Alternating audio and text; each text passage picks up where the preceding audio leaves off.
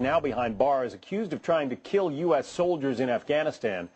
And federal prosecutors say she might have been involved in a terror plot targeting U.S. landmarks.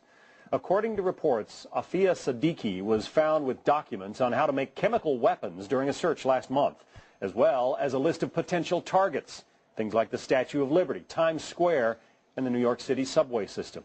With us now, Scott Weber, former senior counselor to Homeland Security Chief Michael Chertoff. How serious was the threat here, Scott? Well, there were two threats. Obviously, the threat to the military personnel and FBI agents who Dr. Siddiqui pointed an M4 at and shot in the Ghazni province of Afghanistan, as well as the information that they found on her, which related to landmarks, icons in the United States, as well as the subway system, and apparently some U.S. military assets. So this was pretty serious, John. But are those actual threats? I mean, are we talking about operational plans to go after these things, or might she argue that she was just going to be a tourist again, even though she's lived in this country before, and she wanted to visit the sights of New York City? Well, John, you have to go back and put into context Dr. Siddiqui's history with the United States. You know, she was educated at MIT, received a doctorate from Brandeis, and then, literally under the dark of night, disappeared.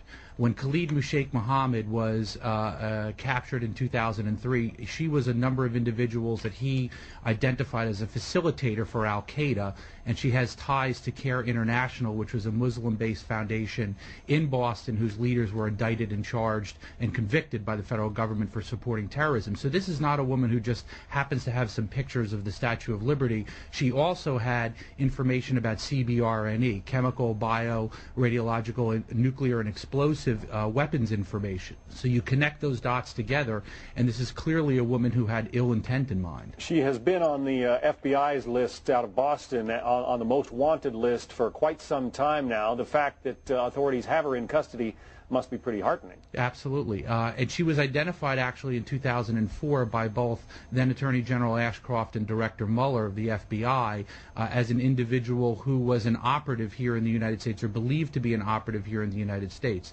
So you know, the accounts of this frail, innocent woman really fly in the face of logic when you take a look at the long history and apparent involvement she's had with al-Qaeda. Well, I know Homeland Security has been expressing the fear that because the United States has gotten pretty good at cracking down on some of the more obvious terrorism suspects, you know, men between the ages of, say, 18 and 45 or so, that al-Qaeda is looking for less obvious people to do with some of its dirty work. Correct, and not only al-Qaeda, but other terrorist organizations. We have an increased frequency in female suicide bombers.